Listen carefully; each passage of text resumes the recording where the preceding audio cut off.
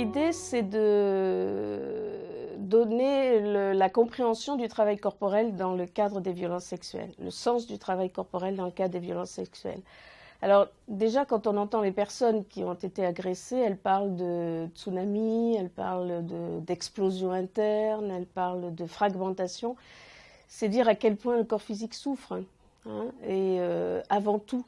Hein, le corps physique avant tout. Donc l'idée, c'est de comprendre que lors d'un viol, il y a eu crime, il y a eu meurtre, donc il y a une énergie meurtrière que la personne reçoit.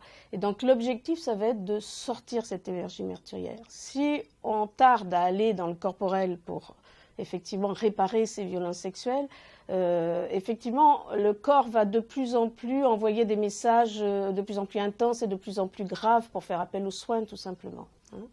Donc en fait, si vous voulez, devant une agression, et aussi violente que sont les violences sexuelles, la personne est dans un réflexe de sursaut. Ça veut dire qu'à un moment donné, elle est complètement tétanisée, elle ne peut plus parler, la plupart du temps n'a pas d'émotion, ne peut pas agir, le corps est raidi, les muscles sont contractés, elle est en apnée. Hein. C'est un véritable état de sidération en fait. Hein. Donc, après cette charge végétative qui est liée au stress, la décharge végétative n'a pas lieu. Je parle de charge végétative parce que l'idée, c'est que le trauma se fige au niveau du système végétatif. Donc, il faut aller travailler à ce niveau-là. Hein. Donc, dit autrement, la boucle émotionnelle n'a pas eu lieu, n'a pas pu être résolue. Et donc, l'objectif, ça va être de terminer toutes les boucles émotionnelles liées au traumatisme.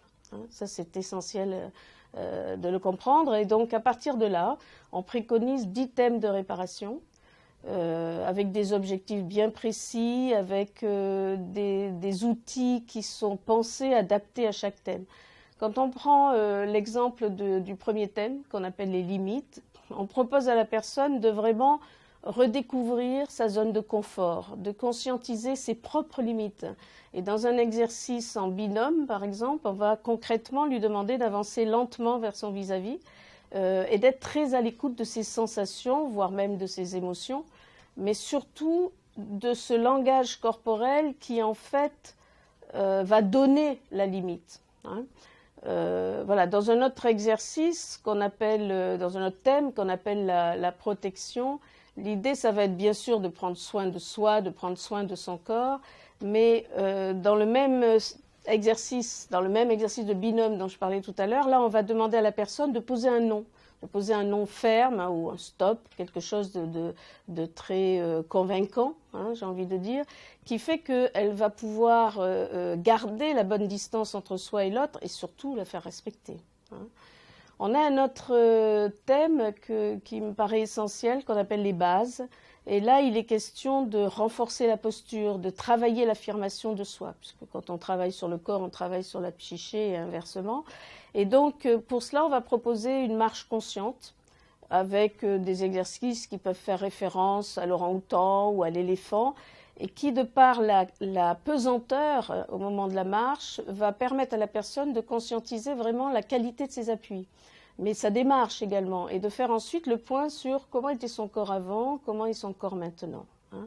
Ça, ce sont des exercices qui sont vraiment essentiels pour l'avancée dans le parcours thérapeutique. Mais justement, dans ce parcours thérapeutique, il y a un travail qui est incontournable, c'est vraiment le travail sur le regard. Le regard, c'est vraiment le premier accueil de la mère, hein, le premier regard, la première énergie qui passe, l'énergie d'amour d'ailleurs, hein, qui passe de la bonne mère à son enfant. Donc l'idée, ça va être concrètement de faire allonger une personne sur le dos. Le thérapeute se met à sa tête.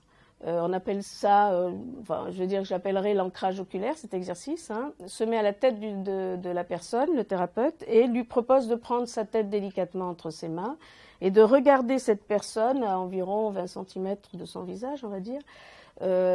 C'est pas toujours facile, hein, de regarder, surtout quand on n'a jamais été regardé par sa mère.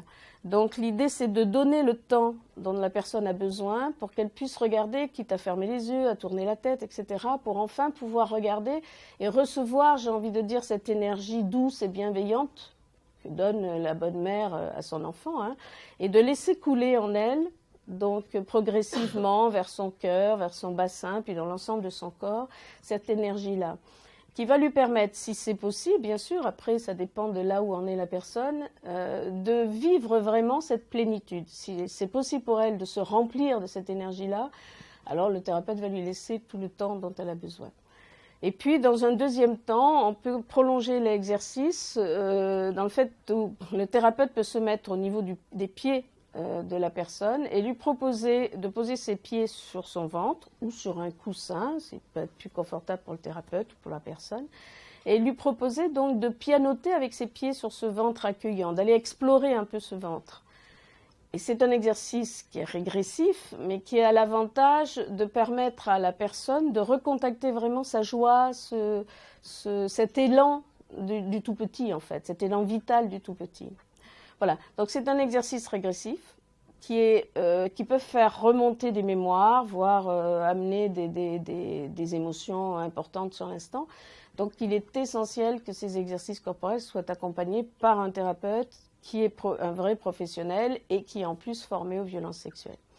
Donc l'idée, si vous voulez, de ce travail corporel, c'est bien sûr de faire entendre, de le faire vivre par rapport aux personnes, mais de faire entendre sur un plan informatif à tout le monde que l'on peut guérir des violences sexuelles.